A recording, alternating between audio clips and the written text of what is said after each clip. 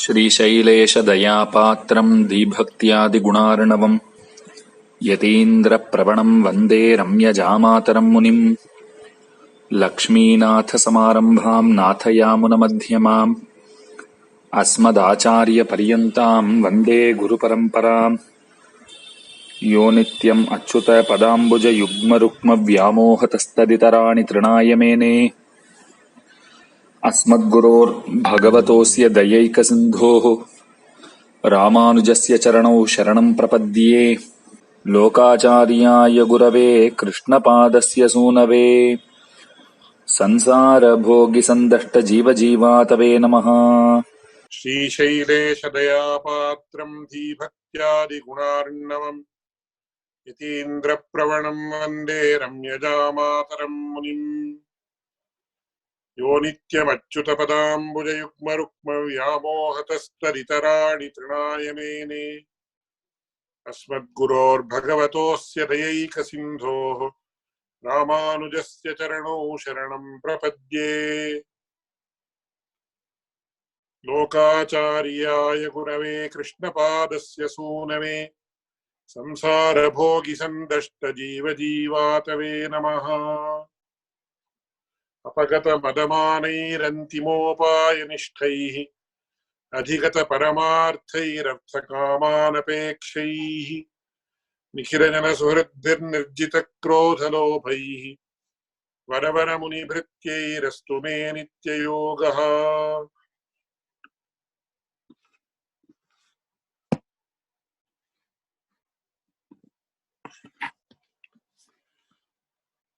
So today directly we will 1 minute. Directly we will come to the beginning of the Avatarika of Manavala Mamunigal. So whenever we start the study of a work,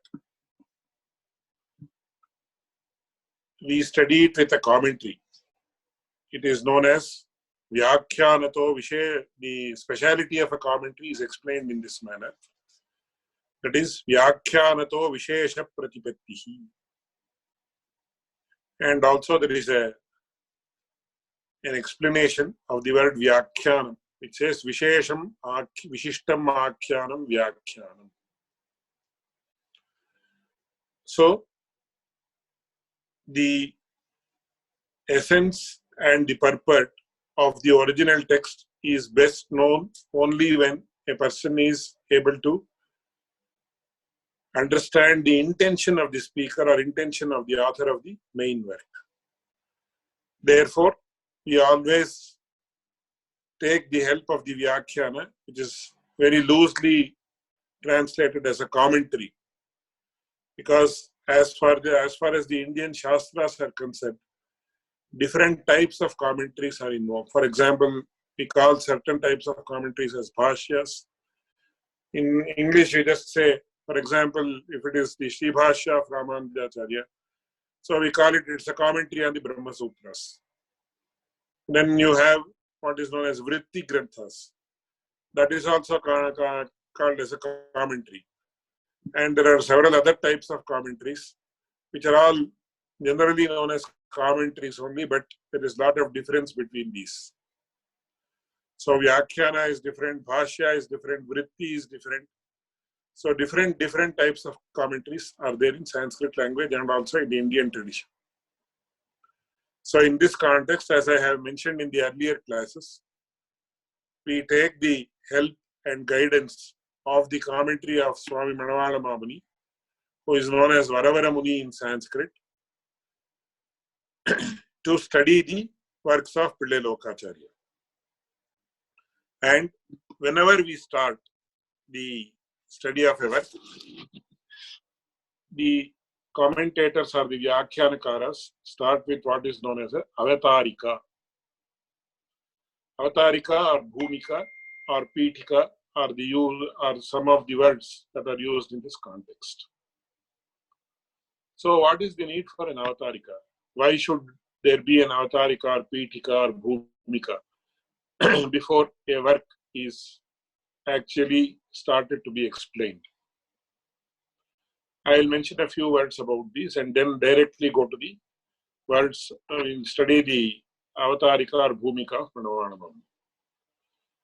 It once again, the word Bhumika or Pitika or Avatarika is translated as an introduction. Of course, Avatarika definitely gives an introduction, but the word Avatarika or Bhumika is having a lot of connotations which the word introduction does not give. So when we talk about Avatarika, it means it actually brings us to the level of, it brings the work to the level where the target audience can understand it. So for example, Pilladokacharya starts directly with the statement, Mumuksupadi ariya vendum rahasyam moondru. He directly states that a mumukshu or a person who is desirous of attaining salvation or liberation has to know these three rahasyas or secret mantras. So this is how Pilladokacharya starts the treatise. But one may question, suddenly why is he saying this? To whom is he saying this? Of course, he is starting with the word mumukshu. But once again, what is the background? In what context is Pilladokacharya mentioning this work? Who is the target audience? Why one has to study? What is the main aim of objective of the study of this work, etc. So Swami Manavala Mamuni, who is known as the Vyakhyana Chakravarti, gives a very beautiful account of in what context this work is being authored. So he says, Shriyapatiyai, Sri Vaikuntha Niketananai, Nityamuktanubhavyana,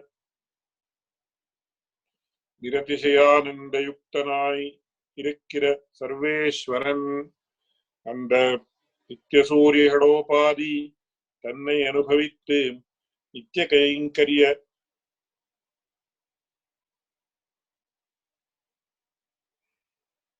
கைங்கரியாசக்தராய் வாழ்கைக்கு பிரதிபந்தகமாயிருக்கிற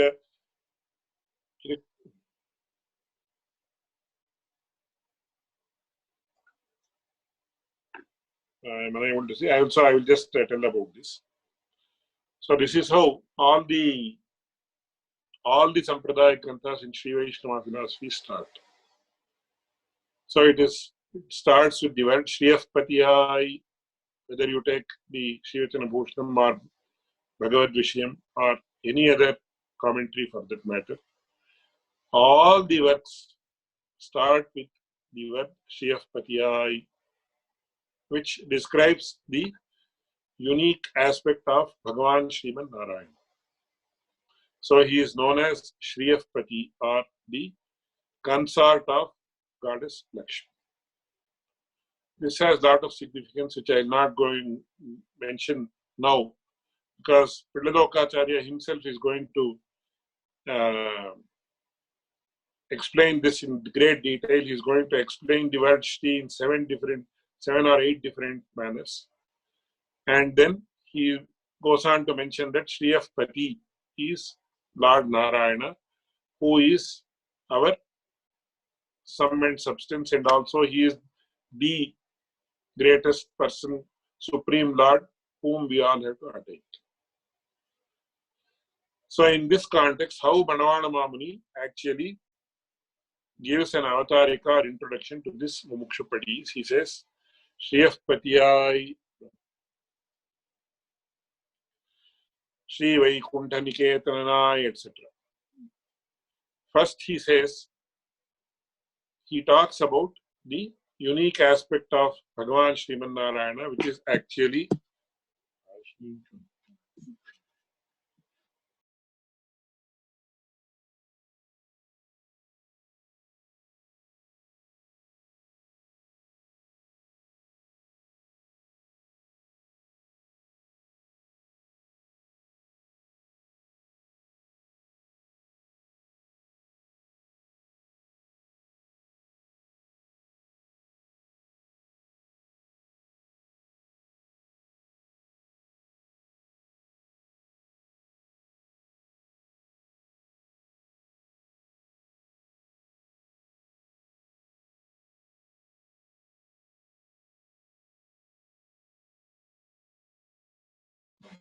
Sorry for the interruption. So he says, Shriyapatiyai, Sri Vaikuntha Niketananai, Nityanuktanubhavanai, and a few other adjectives that actually denote the Supreme Lord Narayan. So first he says Shriyapatiyai. Second he says Sri Vaikuntha Niketananai, Nityamuktanubhavanai, then Nityadartishaya Anandayuktanai. So these are the first four adjectives mentioned by Swami Manoharanam. So first what happens, he says, who is the Supreme Lord Narayan? There has to be some idea about this. In this context, first thing to be known is he is Shriyapati, he is the consort of Goddess Mahalakshmi. So this I will not explain here because in the Dvaya Prakarana he is going to explain this in great detail. He says, Shriman Narayana Charanau Sharanam Prapadye. This is very, very significant that he is going to explain, or I will also explain in some other context. Because I don't want to go into that in great detail now, because it will take nearly 2 to 3 hours to explain that. So this is one of the unique aspects of Sri Vaishnava Sampradaya. That much we'll note for the time. Second thing is Sri Vaikuntha Niketananai. He resides in the divine abode of Vaikuntha. So when you come to the philosophical part of Vishishtadvaita, we say that he possesses two vibhutis, or two of his kingdoms. To put it in a rather mundane manner, fiefdoms also, because he enjoys absolute supremacy over both these vibhutis. That is Nitya Vibhuti and also Leela Vibhuti. So Nitya Vibhuti is are all the lokas or worlds that are beyond the Leela Vibhuti, which is actually this, which actually covers the entire, what do you call it, the solar system, or several galaxies, etc., as they are known in modern astronomy. So very briefly, I will explain this. This Earth is part of a solar system, but when we see the overall solar system, the Earth is just a small speck, and Sun is the main component of the solar system, and all the planets and sub-planets are going around the Sun in one way or the other. But once again, this solar system is only a small speck, and there are millions and trillions of galaxies. This solar system is part of one galaxy. Like that, there are millions and trillions of galaxies. That's what astronomers tell us. So there might be so many galaxies in which several Earths might be there, and several people like us might be living. So trillions and trillions of people may be living in trillions and trillions of galaxies. So that is why it is mentioned as Akila Anda Koti Brahma Anda. So according to the traditional way in which it is mentioned, there is an Andakata, then there are 7 Samudras, etc. That is mentioned in Srimad Bhagavatam and several other traditional works like the Puranas. So that is one way of looking at the cosmos. And we have the modern way of looking at the cosmos also, which is in no way less than that, because we are made to understand that this is totally huge, mammoth, large, etc. Mammoth thing, this entire whatever this galaxy system or whatever you would like to call it. So he is the Supreme Lord of all these things. But the Purusha Sukta mentions Pado Osya Vishwa Bhutani Tripadasya Amritam Divi. All these things that is unimaginable, incomprehensible, etc., is only 1/4 of his entire Vibhuti or Aishwarya or his kingdom. 3/4 of this kingdom is beyond this, which is in Divi or in the sky. So once again, my Acharya used to say, it is beyond, that means not in terms of physical, In terms of physical also it is big, but it is in terms of spiritual, in the spiritual plane, which nobody can understand as of now, unless he is blessed by the Lord himself. That is why it says, Vishwa Bhutani Asya Pada. The entire, whatever this cosmos, as we call it, is only 1/4 of his kingdom. And Tripadasya Amritam. So, our ultimate aim is to reach Vaikuntha, where a Jivatma attains unlimited bliss. So, that is why everywhere he is mentioned as Sri Vaikuntha Niketananai. So, his eternal divine abode is Sri Vaikuntha. And the word Vaikuntha also has a lot of connotations, which I will not go into right now. And Nityamukta Anubhavyanana Sarveshwara. And there is Vaikunthe tu pare loke shtiyasardham jagatpatihi aste Vishnu rachintyatma bhaktair bhagavatai saha. He is eternally served by Nityas and Muktas, Nityamuktas and Muktas. So once again, all these Sampradaya terms are filled with principles that are mentioned in the philosophy aspect or the Siddhanta aspect. So according to the Vishishtadvaita philosophy, the Jivatmas or individual souls are of 3 types. That is Baddhas, Muktas and Nityamuktas. Baddha means all the souls like us who are in this world, who are bonded by our karma and unable to enjoy the bliss or vision of the Supreme Lord. So we are all known as Baddhas or bonded Jivatmas. Second is Muktas, who were earlier bonded in this world, in this samsara or cosmos. But by the grace of the Divine Lord, they have been liberated and they have been given a permanent place in the Sri Vaikuntha. So they are known as Muktas. And then you have a third category of Jivatmas who are called Nitya Muktas or Nityas. They are also called as Nitya. Baddha, Mukta and Nitya. Nitya refers to Nitya Mukta. Actually, Nitya and Nitya Mukta both are synonyms. So, Nitya Muktas are those divine, eternally divine beings like divine Jivatmas or souls like Ananta, Garuda, Vishwaksena, etc. So, neither they have had any bondage earlier, nor they have it now, nor will they have it in future also. So, they have never had the samsara sambandha, or they have never undergone any bondage. So, they are divine beings. So, in the Vaikuntha eternal abode, in his eternal abode, Lord Narayana, he is always served by these Muktas and Nitya Muktas.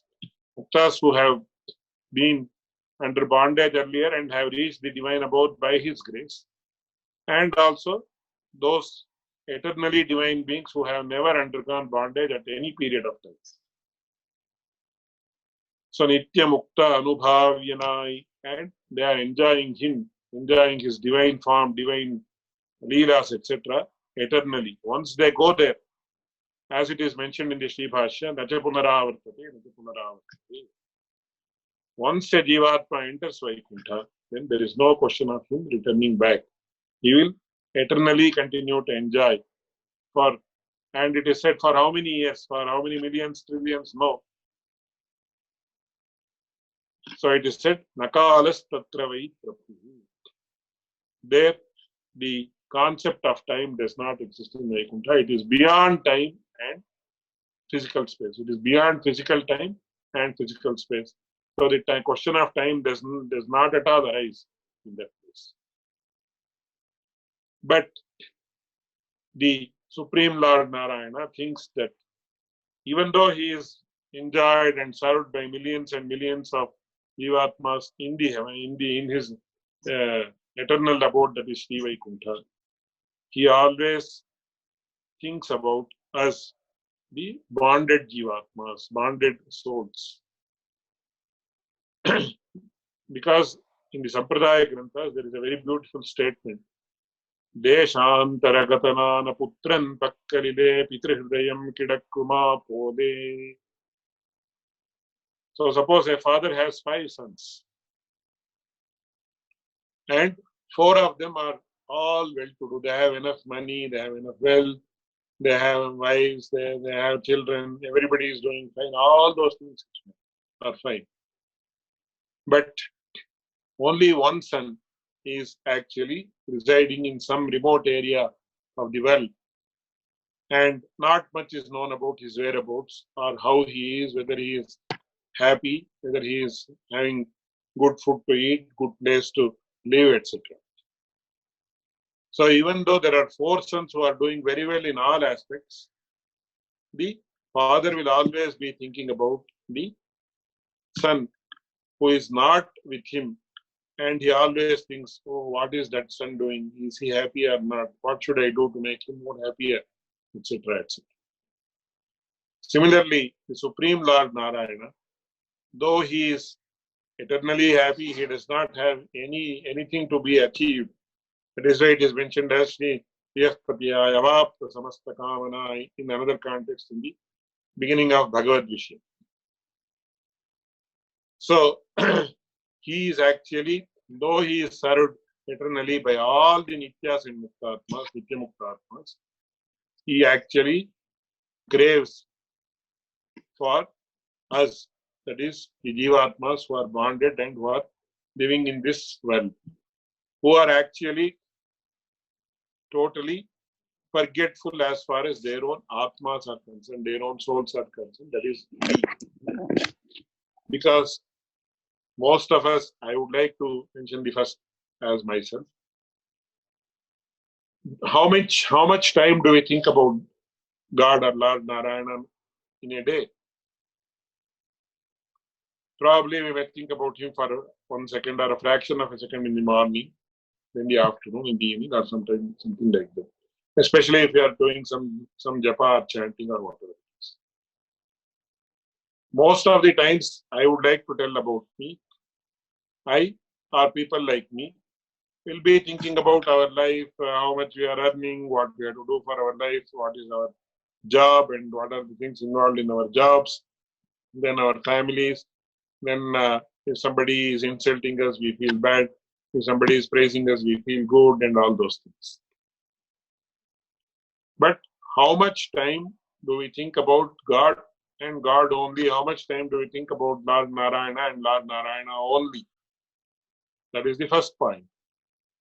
Second point is how to understand, how to actually, as of now, we have not had the divine vision of the Supreme Lord, like Arjuna had of Lord Krishna when he gave the Vishwarupa Darshana, or like the Alwars, like Nammalwar, etc., had, where they could have the Supreme Bhagavad Sakshatkara, as it is known in Sanskrit. Even in the Tamil works, we say, Nenjennum ulkannel kaanu munarve. How does one have the vision of the Supreme Lord? It is mentioned, Nenjennum ulkannel kaanu munarve. And in the Sanskrit Brahmanas, it is mentioned as Namam Sachakshuhu Abhivikshatetam. So this external eye is called the Mamsa Chakshus, or the fleshy eye, if it is translated literally. That fleshy eye can not perceive the Supreme Lord. So only the inner eye, that is the heart, Nenje means heart. So Nenjennum Ulkannel Kaanu Unarvu. So the vision or the Sakshatkara of the Supreme Lord can be had in the heart, which is the internal eye. That is why everywhere it is mentioned Yogi Hrid Jnana Gamyam. So everywhere in Sanskrit literature, in the Bhakti literature, in the Puranas, Itihasas, etc., he can be cognized in the Hridaya or the heart, which exists in the body. So that is why he is called as Daharakasha. And it is said that Daharakasha resides within the heart.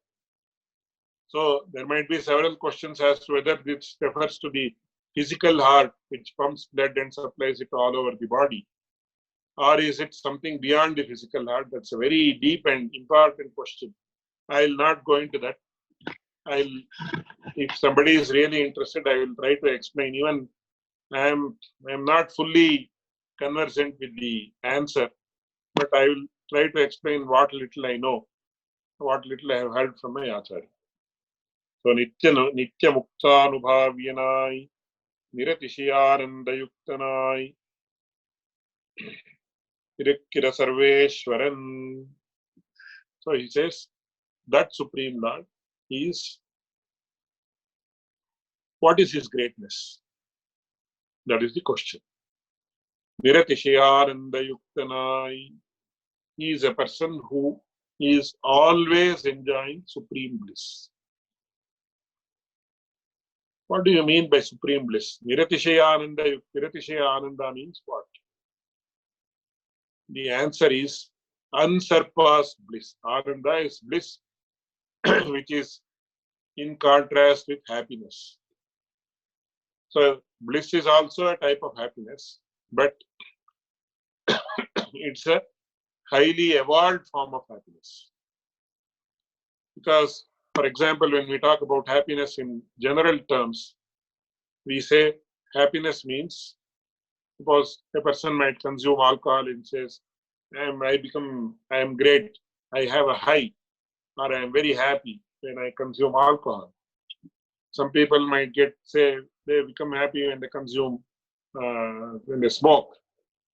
Some people might say when they have some sensual pleasures, they may say I am most happy. Or some people may say I become happy when I get my salary every month. Suppose I earn $1 million every month, I feel happy.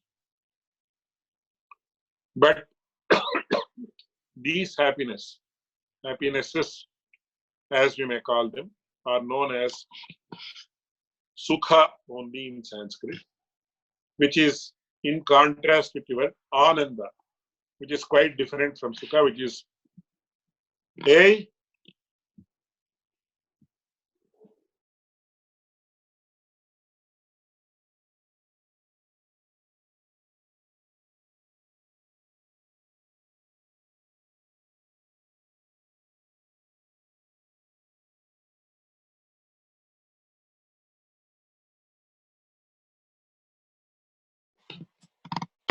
sorry for the interruption.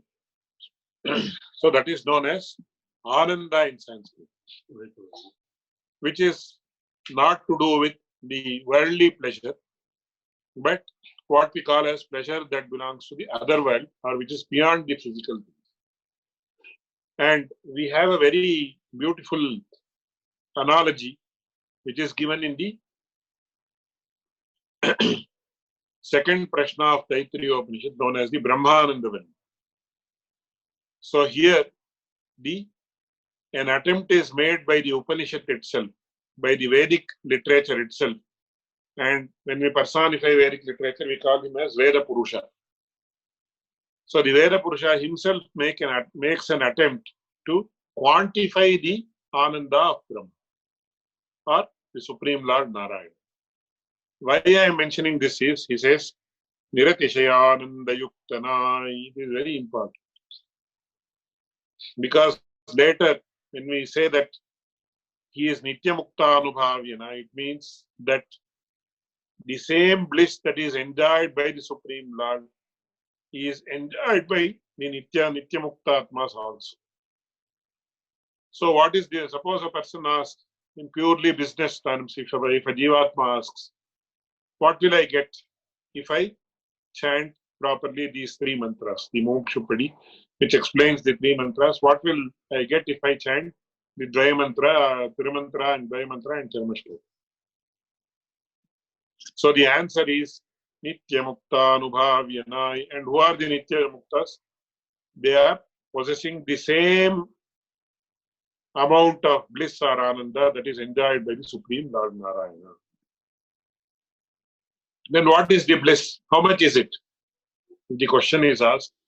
The answer is given by the what is known as the Brahmanandavalli, or the chapter on Brahmananda, that is found in the Taittiriya Upanishad. So there, I have actually prepared the slides for that also. I will show it in the next class. So very briefly, I will explain it and then proceed, because I don't want to get held up in these aspects itself. Of course, these are also very important as far as the Sampradaya Bhaga and Siddhanta Bhaga are concerned. But we will go directly to the text. I want to go to the text as early as possible. So he says, first, the Upanishad or the Veda Purusha explains one unit of Ananda. So he says, Saishanandasya mimagam sa bhavati yuva syat sadhu yuva dhyayakaha ashishto dridhishto barishtha tasyayam prithivi sarva vittasya purna syat sa eko manusha anandaha.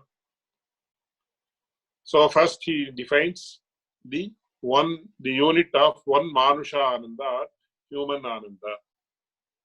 What is it? If at all it can happen, of course it can never happen, as far as this manusha ananda is concerned in this world. Assuming that, we say in English, assuming that, hypothetically we say in that manner. So, yuva syat sadhu yuva dhyayakaha. He should be in the prime of his youth. Probably at the age of 28 or 30, we say he is in the prime of his youth. Then, ashishtaha, dridhishtaha, balishtaha. He should be strong mentally. He should be very much strong physically. Then, ashishtaha, dridhishtaha. Ashishtaha is, he should be able to consume any amount of food, etc., without affecting his health. So, for example, if I consume some milk payasam, which is very nicely done in kshetras or the Divya Deshas like Melkote or Tirunarayanapura, from where I am talking right now. So suppose a person has diabetes and he consumes 2 cups full of milk payasam. So immediately his sugar levels will shoot up, and tomorrow he has to take more insulin, or he has to face the consequences. Or suppose I take what is known as puliyogare, which is a flagship dish prepared in the Sri Vaishnava households, especially in Melkote and other places.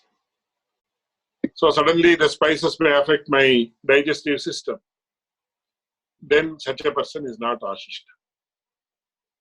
So he should be able to consume any amount of food without affecting his health. And he should be very strong physically, he should be very strong mentally, he should be what is known as swastha, according to Ayurveda. There is one very important concept. So in Ayurveda, the concept of wellness is extremely well defined. I'll just mention it as a passing remark and then proceed. It says, Samadoshaha samadishta samadhatu malakriyaha prasanna atma indriya manaha swasthai yadidhiyate.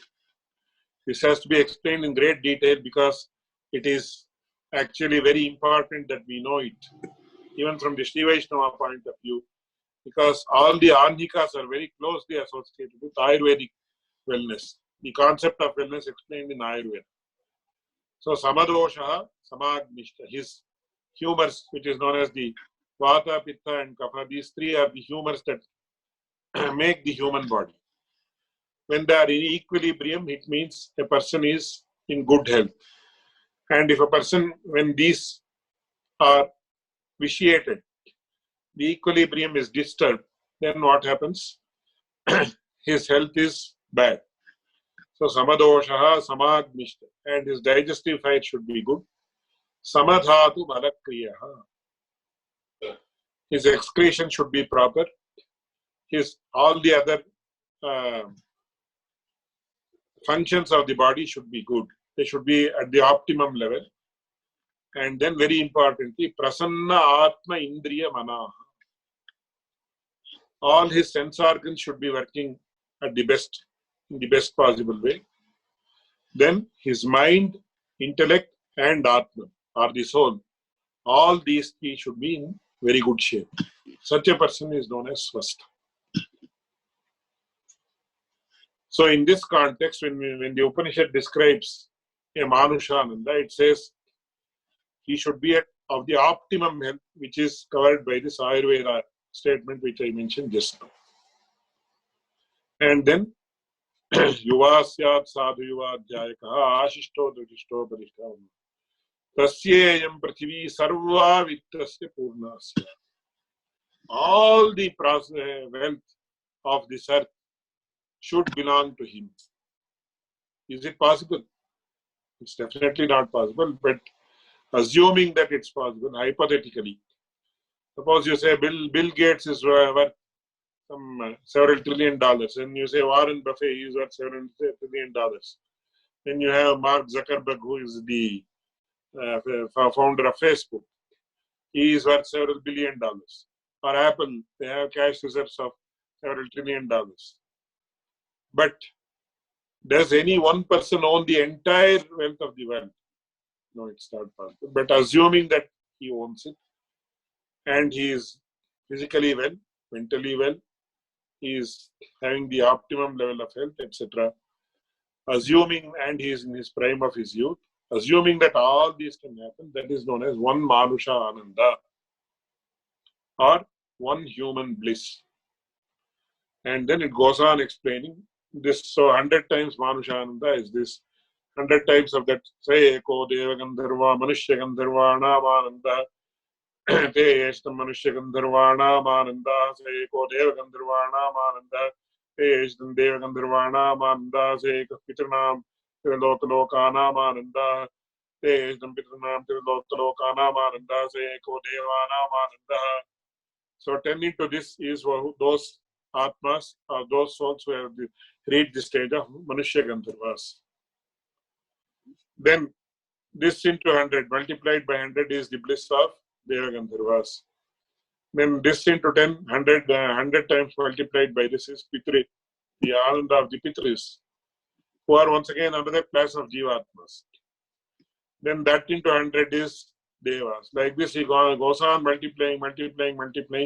Then 100 times Deva. So the Aja Deva, Karma Deva, etc. Huge explanation, very wonderful explanation, exhaustive explanation about how many classes of Jivatmas are there. But all these are under bondage. So you have Ajanaja Deva, Karma Deva. There is no much explanation, only small explanations about these classes of souls are available. So who are the Ajanaja Devas, who are the Karma Devas, we are not very familiar today. Then they come to the Devas or the demigods. Then 100 times that is the bliss of Indra. And 100 times that is Brihaspati. And 100 times that of Brihaspati is Brahman, etc. So it is said, if a person puts the numeral 1 and 17 zeros, so you can calculate how many trillions it is going to be. So many trillions, trillion times. So the 1 unit of human bliss or Manushananda multiplied into so many trillion times is one Brahmananda. So many trillion times, don't note it, it is to be noted. So here what happens is Niratishayananda Yuktanai is one very important aspect. So even can the Brahmananda or the bliss enjoyed by the Supreme Lord, can it be compared to this? Can it be specified as this?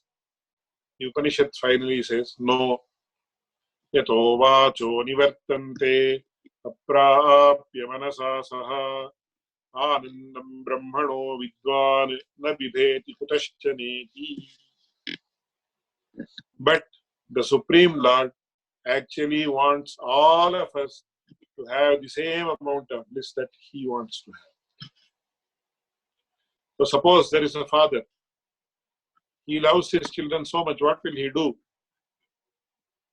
He will give, he will share all the pleasures with his children. So ultimately, suppose a very rich person is there and he purchases a private yacht, which is worth several billions of dollars, or he has a private aircraft like Air Force One or something like that, which is equipped with all the facilities. Will he feel happy if he enjoys it alone? Or will he feel happy, or will he enjoy that enjoyment when he enjoys it along with his family members or close persons? Definitely he will enjoy it only when the enjoyment is shared with with people who he deems are close to him. It might be his wife, his children, or his close friends, etc. etc.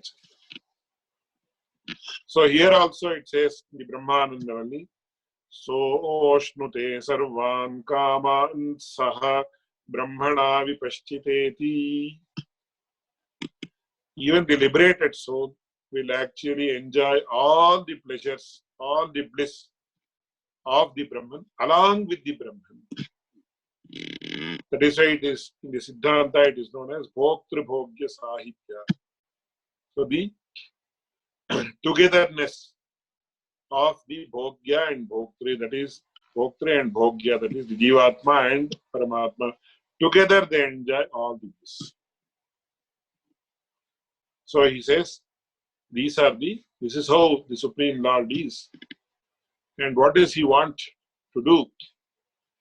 Although he has attained all the things that need to be attained, in the sense, one should not feel that earlier he had not attained it and later he attained it by performing some means. It's not like that. He is always Nitya Trupta. That means there is nothing he has not attained, he had not attained earlier. There is nothing he has not attained now. And nothing he has not attained, he is going to attain in the future. There is unattainable in the future also, because always he is full. So such a Supreme Lord, what does he do? He wants all the Jivatmas to actually attain himself. That is, he wants all the Jivatmas to come near him, become like him, and enjoy the bliss he is enjoying. In Sanskrit, in the Shastras, there is a saying, Ekaha swadu napunjita. So suppose a wonderful dish is performed in the form of prasadam, is prepared and offered to the Lord. So the person who has prepared it should not consume it first. Especially if it is very tasty, then he has to share it with his fellow beings. So this is not only mentioned in the context of Sri Vaishnavas, it is mentioned in the context of general human values as well. So the Manusmriti, which is widely acclaimed by all our Purvacharyas, actually mentions that if a very tasty dish is prepared, if a very delicious dish is prepared, first share it with your fellow beings. And especially if it's a Sri Vaishnava, then he has to first offer it to all the fellow Sri Vaishnavas and then partake it. First he has to offer it to God. Of course, God will not physically consume it.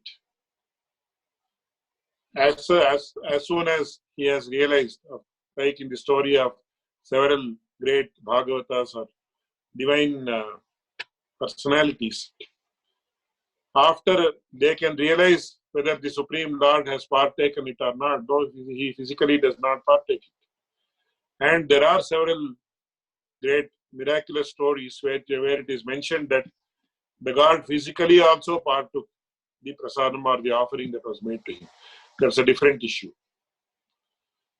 So then he has to offer it to his fellow Sri Vaishnavas who are senior to him. Of course, a real Sri Vaishnava feels that all fellow Sri Vaishnavas are much more senior to him in all respects. So he has to offer it to all of them, and then as the Shesha or as the leftover, then he has to partake it. That is what the Sri Vaishnava Dharma says. That is what is the duty of a Sri Vaishnava. Similarly, even the Supreme Lord, he has to first follow the principle before he asks us to do so. So what does he do? He says, Nitya Mukta Anubhavyanai Irikya Sarveshwaran Anda Nitya Suri Hadopadi Tannai Anubhavitte Nitya Kainkarya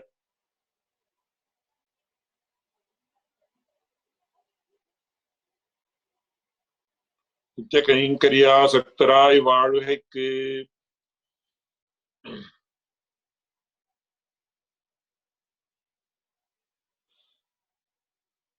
Pratibandakam Irikachayideyum. So he wants to do that. So he wants all the fellow Sri Vaishnava, all his children, that is us, to also enjoy the same bliss which the Nitya Muktas are enjoying by serving him. So what did he do? He actually gave us several opportunities. So the first thing he did was he gave us this body and the indriyas. That is the sense organs. Even though we are given the sense organs and we are given the body, most of us, that is 99.9999% of us, like what we are today, like all of us are today, or like persons like me, all of us are engaged in other type of activities. Of course, a person has to earn a living to actually sustain this body, but 99.9% of our efforts are taken away in sustaining this body and also supporting this body and the associated activities, where we don't have any time to think about what spirituality or the Sri Vaishnava spiritual path is all about, or even about the Supreme Lord, attaining whom is our main priority, should have been our main priority in life. So for that purpose, the easiest way is what is known as the Bhakti Marga or the Prapatti Marga. And as an anga of that, as part of that, the Supreme Lord, Narayana, himself actually gave to all of us, that is the Jivatmas, these three Rahasya mantras or the secretive mantras, that is the Dvaya mantra. Then for the first, that is the Tiru mantra or the Mantra Raja or the Ashtakshara Mahamantra, then the Dvaya mantra, and then the Tirumashka. So that is what Manavana Mamani is going to explain hereafter. This is how the traditional way of giving the introduction to Mumuksupadi exists. As far as a very mundane analogy can be given to this, we see a similar story in the Guru Parampara Prabhava, wherein the story of Alwar or Vishnu Chitta, one of the premier most Alwars, is mentioned in a very beautiful manner. I will narrate this and conclude today's talk today. I will conclude today's talk, because all of us can very easily understand and relate. Of course, we could understand and relate to the traditional way of introducing this also, but this is more appealing to us because it gives some very mundane examples. So once the king of the Pandya region of Tamil Nadu, as it was known then, in today's Tamil Nadu, even today we can identify which are the areas that were ruled by a lineage called Pandyas.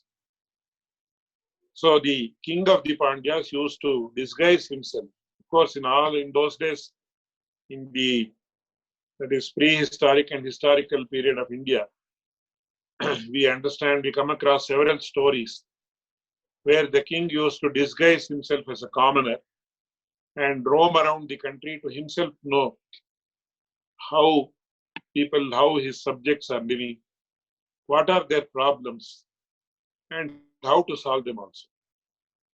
So once the Pandya king, who was known as Vallabhadeva, he disguised himself and he was roaming around the city of Madurai, which is there in Tamil Nadu. And in one place, in front of a house, there used to be a platform-like structure in front of the house where people used to sit and chat. And that was there until the last 50 years. That is how houses are being constructed in all the traditional villages and also cities. So in the city of Madurai, as he was disguised and going around, in one of the places in front of a house on a platform-like structure, a few profound scholars were discussing some concept about philosophy. So the king approached the senior scholar who was present there, and he prostrated before him and said, "Oh Swamiji, oh Swamin, I am a commoner. I request you to kindly give me something which I can think about, give me some food for thought regarding what is the aim of life." Then the senior most scholar who was there, he immediately recalled a verse from the Mahabharata which says, "Varsharthamastau prayate tamasani nisharthamardhan divasam nyateta vardhakya hetor vayasa navena paratra hetor iha janmana cha." Very beautifully he relates how we have to aspire for attaining moksha or salvation, which is attaining the abode of the Supreme Lord Narayana, namely the Vaikuntha. So he says, "Varshartham ashtau prayate." So if a farmer who produces the basic grains that are required for our sustaining our life, that is our staple food, he has to rest during the rainy season. Then he has to put in great efforts and tirelessly do farming for about 8 months. And then he can rest peacefully for 3 or 4 months of the year. And Varsharthamashtau prayate tamasani nisharthamardham divasam yate. If a person has to sleep without any worries in the night, he has to actually work during daytime. If he works hard during daytime and earns enough food and has a place to stay, then he can happily and peacefully have a good night's sleep. And today, if we take the American concept of life, if you have to enjoy your weekend, then you have to struggle hard for the 5 days. So if you struggle hard and save some money, you can enjoy the weekends. Similarly, if a person has to live peacefully without any worries when he becomes old, then he has to work and save some money when he is strong enough. That is, during youthhood, he has to work without having any hesitation and also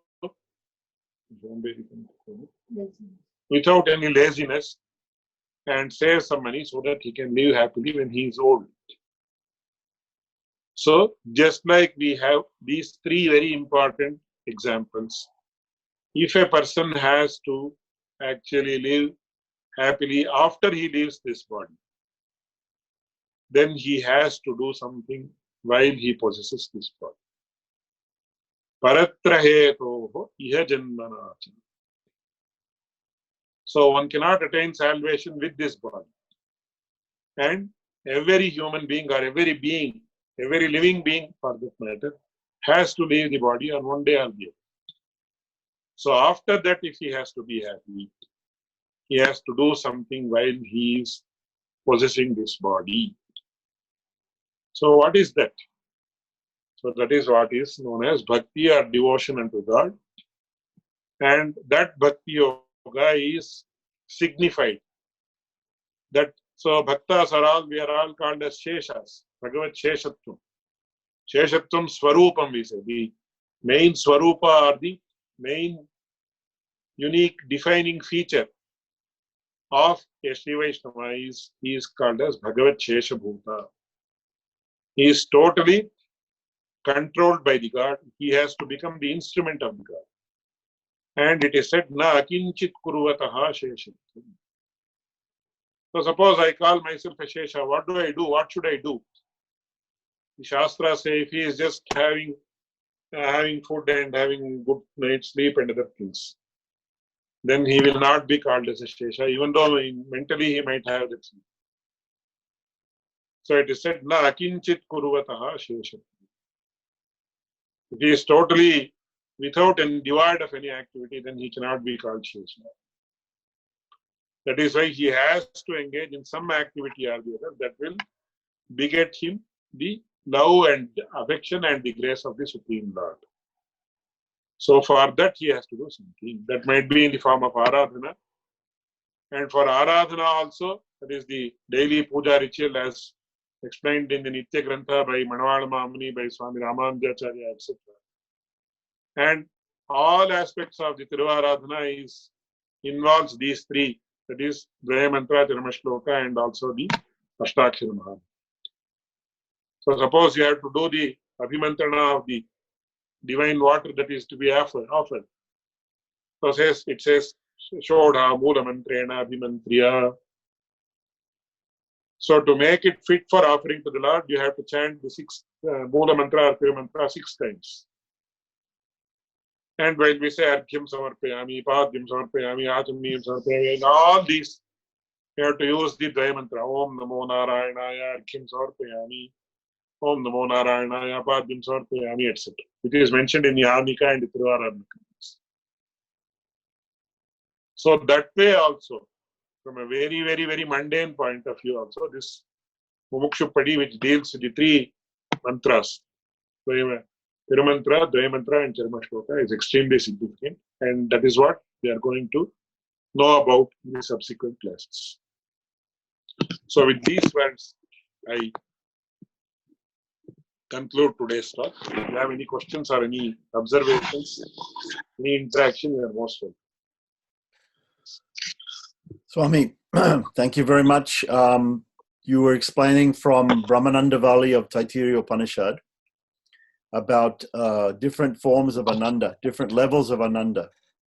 Yes. So there are some other schools, I'm thinking of Dvaitavad, that believes in Taratamya, that even in moksha, there is a gradation of Ananda. Whereas in Sri Vaishnava Sampradaya, everyone has got the ultimate Ananda. Can you say why? Can you say simply why Taratamya is not accepted in Ananda? So it's a very long topic. So I will try to put it in a nutshell. There is a nyaya or an axiom, or a maxim rather, which says, which is known as Tatkratu Nyaya in Sanskrit. Yatha kratuhu asmin loke purusho bhavati tatha itah preta. So it is, to put it in very mundane terms, I would like to say.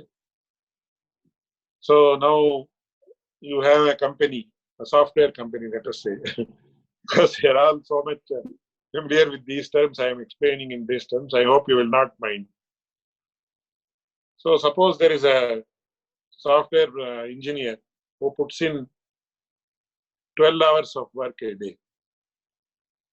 And there is a similar software engineer who has the same educational qualification, but he puts in only 6 hours of work a day. So a person qualitatively and quantitatively, the same, the person who is, one person is designated as software engineer who does qualitatively and quantitatively more work, whereas another person who is also designated as a software engineer does much there's much less work qualitatively and quantitatively. So what does the boss do? Automatically, he will pay the person who is doing more work, quality-wise and quantity-wise, and the person who is doing lesser amount of work will be paid less. Is it not? You can interact in the middle, no problem. Do you agree or not? Sure. So, as far as in the Indian government parlance, we say equal work for equal pay for equal work. So, if it is more work, you pay more. If it is less work, you pay less. Otherwise, if you are paying all the people the same amount of wages, it will result in the communist philosophy, which nobody accepts or which has been outdated and proven wrong. So similarly, the Tatkratu Nyaya says, Yatha kratuhu asmin loke purusho bhavati. Suppose a person, I will give another example. Suppose a person chants the Hare Krishna mantra for 1,000 times a day for 40 years. So he has chanted the mantra 40,000 times. Or no, several, so many, 40 years into 1,000. So you may calculate. Another person has done that for 60 years. So do you see, does the Lord give the same result to both of these? Is this correct? Is it correct or not incorrect? What do you say? I don't know. In Kali Santaranya Upanishad, there's a statement that it should be chanted 35 million times. Okay. For the time being, let us not consider it. Suppose I say one person has done for 1 million times and another person has done 2 million times. So the Lord, who is the bestower of the fruits of the mantra japa, does he give the same amount of fruit to this person as well as that? Commonsensically, I am asking. Common sense says he doesn't give. He gives more to the person who chants more. Yes. So that is Tatkratu Nyaya, which is explained in the Upanishads. So Madhvacharya says that according to the sadhana anushtana, as it is known, so even in Bhakti Yoga, one person may do it to the 80th degree, assuming that there is something like that. One person may do it to the 60th degree and another person may do it to the 40th degree. But when a person performs Bhakti Yoga per se, he has to be granted liberation. Then if I say all the three people are given the same amount of bliss, then what is the difference between this devotee and that devotee? Will I not be actually being partial to the person who has, suppose in India we have this problem, where suppose there are 10 students who are very intelligent and they actually gain 90% of marks. And then another person is not so intelligent. So that is what is happening in India today widely. All over India it is happening. So since he is not able, he is lazy or he is not intelligent enough, he gets 30% of marks. But he is given grace marks and upgraded to the level of persons who have got 90%. Is it correct? Will we agree? I will not agree for that. Or anybody will not agree for that matter. So Madhvacharya says there is Taratamya in moksha also, because it depends on the sadhana or the amount of efforts he has put in when he is under bondage. This is perfectly logical and acceptable as far as we are concerned in this stage. But what does the Sri Vaishnava philosophy say? Sri Vaishnava philosophy ultimately says, Bhagavaneva upayaha, Bhagavaneva upeyaha. That is why These are all very, very deep concepts of Sri Vaishnavism. Since you are highly evolved and you are able to comprehend, I am mentioning this. It is mentioned Siddhopaya and Sadhyopaya. In the being, there are two types of upayas, there are two types of means. One is Siddhopaya and another is Sadhyopaya. Siddhopaya is the means that is already readily available. Second is Sadhyopaya, the means that are to be attained hereafter. Even to attain the means, you have to put in some efforts. That is another very important issue which we will deal later. Even if you have to start Bhakti Yoga, you have to put in a lot of efforts. Even if you have to start Jnana Yoga, it is not like just the Bhakti Yoga is not so easy. So, and this is explained what is the exact nature of Bhakti Yoga, what is the exact nature of Jnana Yoga, what is the exact nature of Karma Yoga. This is very beautifully, succinctly mentioned in the Gita-artha Sangraha of Yamunacharya, which nobody else has done. And Acharya Ramananda actually gives the Gita Bhashya on the basis of the Gita-artha Sangraha itself. I don't know whether it has been done by Srila Prabhupada or anybody. Have they explained in very succinct terms, probably in one or two sentences, the nature of Karma Yoga, Jnana Yoga and Bhakti Yoga. But it has been done by, that doesn't mean to belittle anybody or anybody. We accept and respect all the devotees. So, what is known as these Jnana Yoga, Bhakti Yoga, etc. are Sadhyopayas. Whereas the Supreme Lord himself is known as Siddhopaya. So, Sharanagati or Prapatti or surrender is unto the Supreme Lord, because to say that Tvameva upaya bhuto me bhava iti prarthana matihi sharanagati. What is the essence of Sharanagati? What is the unique feature of surrender?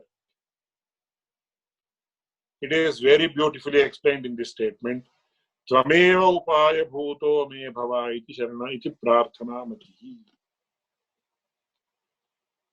So I cannot do Jnana Yoga, I cannot do Karma Yoga, I cannot do Bhakti Yoga. So what do? I say, you are the means, you alone are the means, and you only are the means. Sameva upaya bhuto me bhava iti prarthana mati sharanagati. You do this and offer everything that is yours to the Lord. So, what is the upaya according to Sri Vaishnava philosophy? This is all not mentioned in Madhva philosophy, I'm sure. Because, of course, they are also mentioned as Bhakti only as the moksha sadhana. But that is at a comparatively lower level. So, once again, I say it's not to belittle anybody. Sri Vaishnava philosophy has evolved to the maximum possible extent you can see in these aspects. Not subjectively, but objectively. So what happens here is that as Sharanagati, as Prapatti, as it is mentioned in the Dvaya Mantra, and also in all the three mantras, it is, you have the Supreme Lord only as the Upaya, which is the Siddhopaya. These terms are not available in any other Vaishnava philosophy also, you may verify further. So then ultimately, which is the Upaya for all of us, it is the Supreme Lord himself. So is there any difference between a minor Lord, major Lord, etc. in Narayana? Is it there?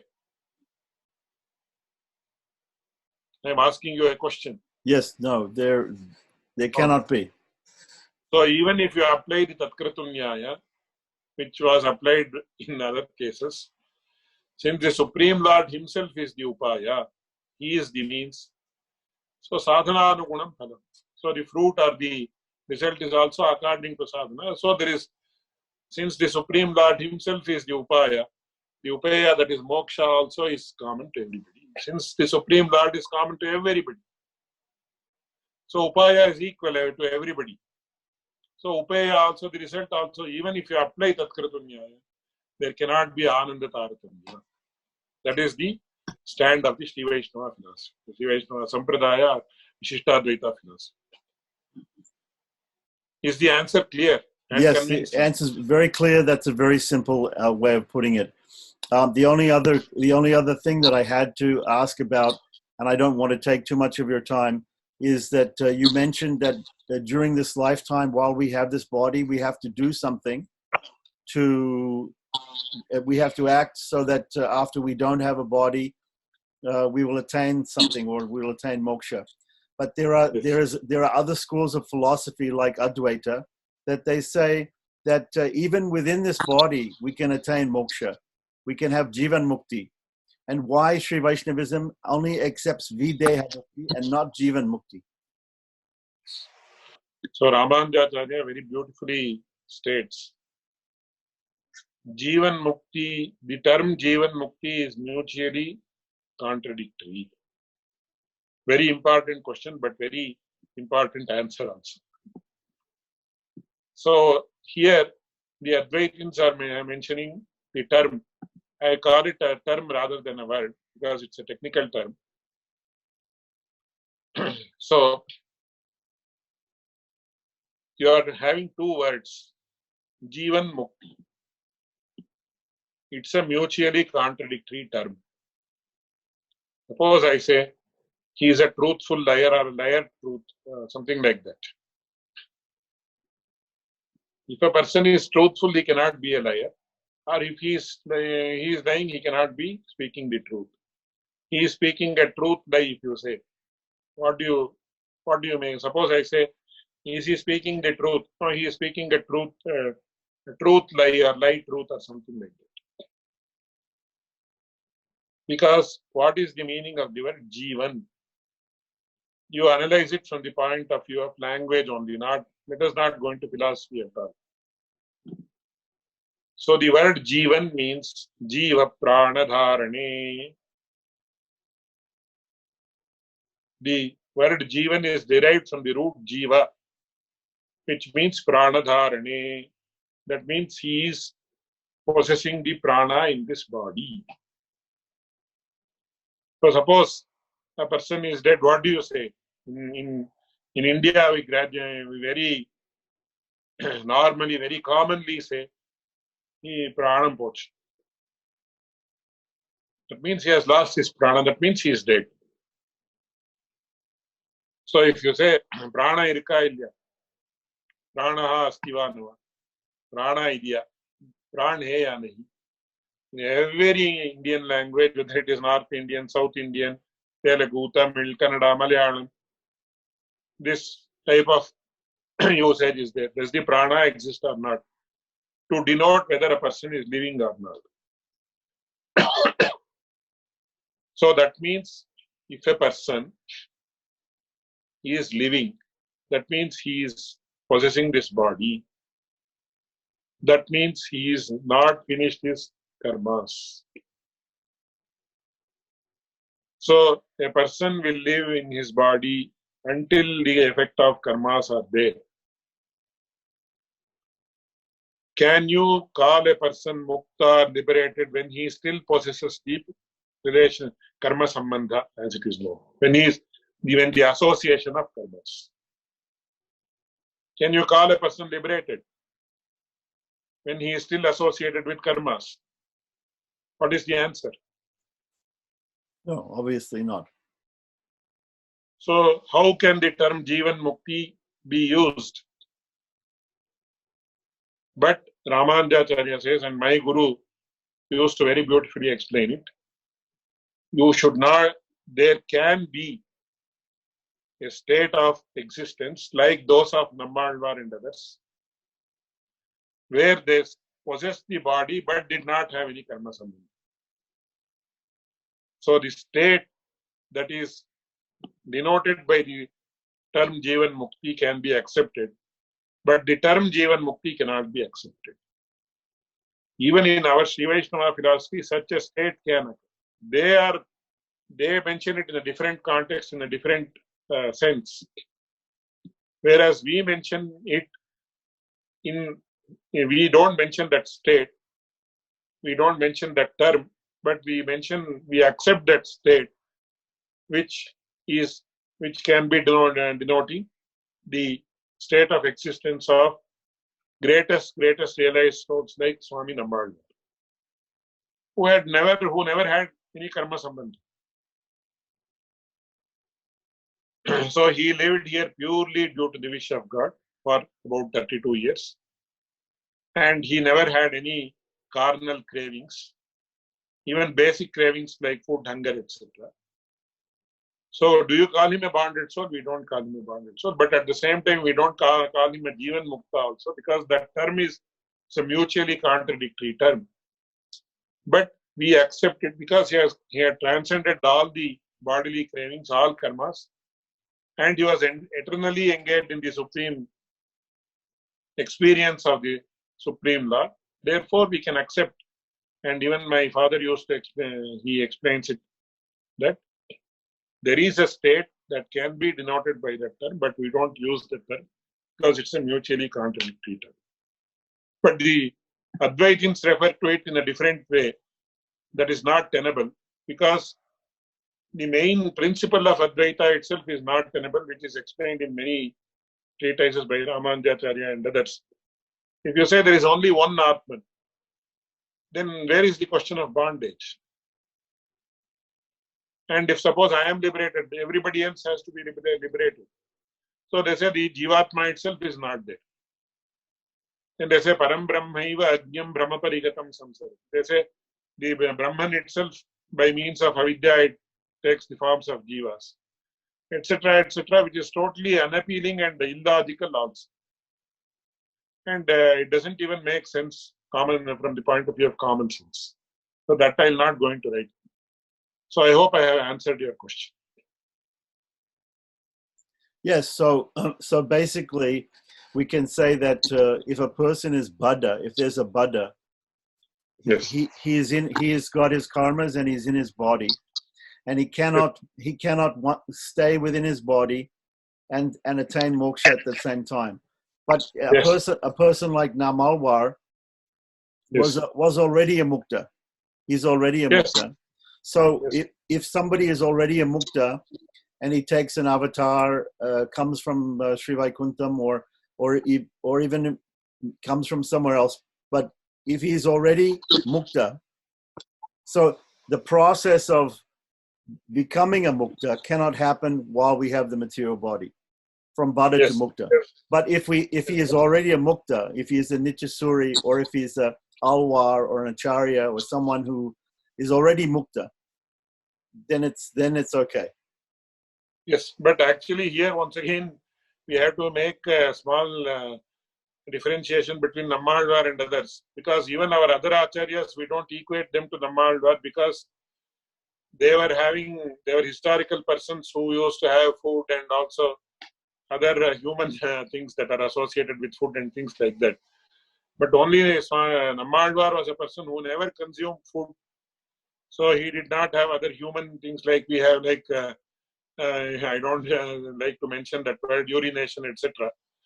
So that type of a person is totally, probably only we can talk about Nammalwar only and not anybody else in that at that level. No other person exists at that level for that matter. Because other acharyas, they also had food and other things like us. But Nammalwar was the only person who did not have, because he did not consume milk as a child, as a newborn, and he did not have consume any food, etc. And since he did not consume food, he did not have the issue of excretion, etc. So such a divine being only can be called as Jivan Mukta according to. That doesn't mean that the other acharyas are to belittle. We can say Nammalwar was the highest. That is how I would like to put it. I mean, there are some other miraculous things about, for instance, Mudal Alwars were Ionages. So this is also very miraculous. Yes. They were not born of a mother. Yes, that is what, because one Alwar was born in a bower of flower bower or something like that. So that's what very, very difficult to physically understand. Yes, of course, you're absolutely right. But we have specific information about Nammalwar having not consumed food, etc. Whereas with regard to Mudalalwars, except for their meeting in that the place of Tirukodur, etc., we don't have any information about their lives, how much time they lived, where they lived, etc. So that is why I did not mention about them.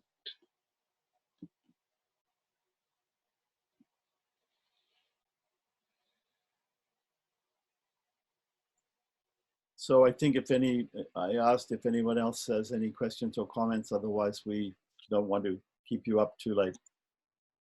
No problem. Questions, I would be very happy to answer this. Perhaps I can ask something else just right now.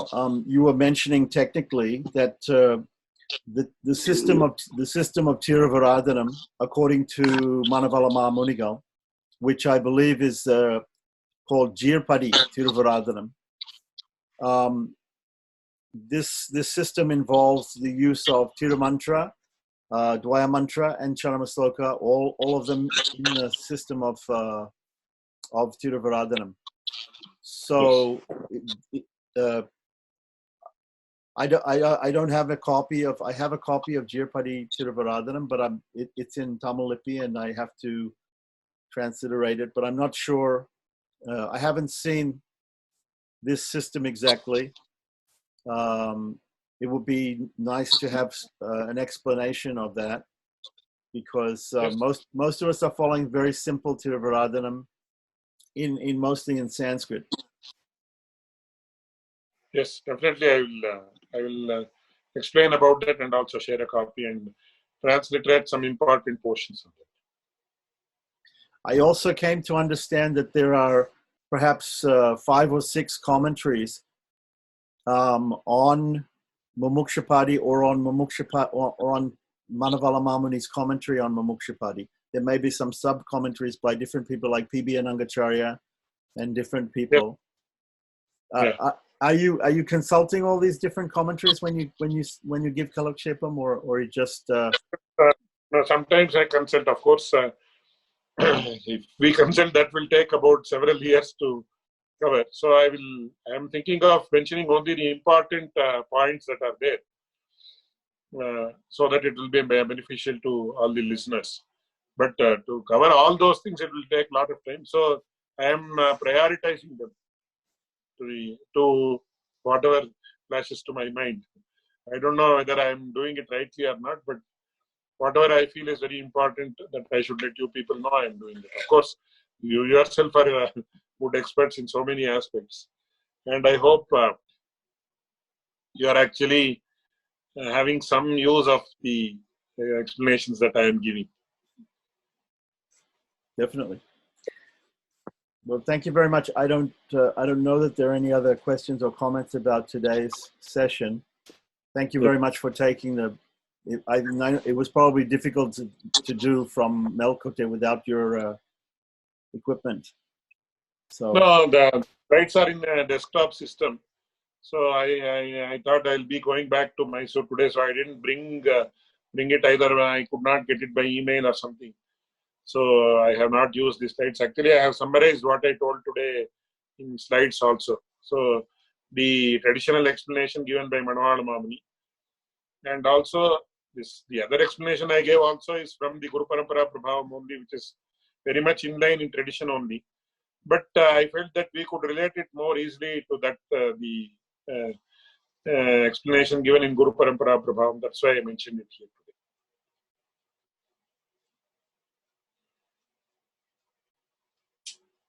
So I think nobody else has any questions or comments. So thank you very much, Swami. We'll complete with the Mangala Shloka. Shishaile Shadaya Patram Deepatyadi Gunarnavam Yatindra Pravanam Vande Ramyajamataram Munim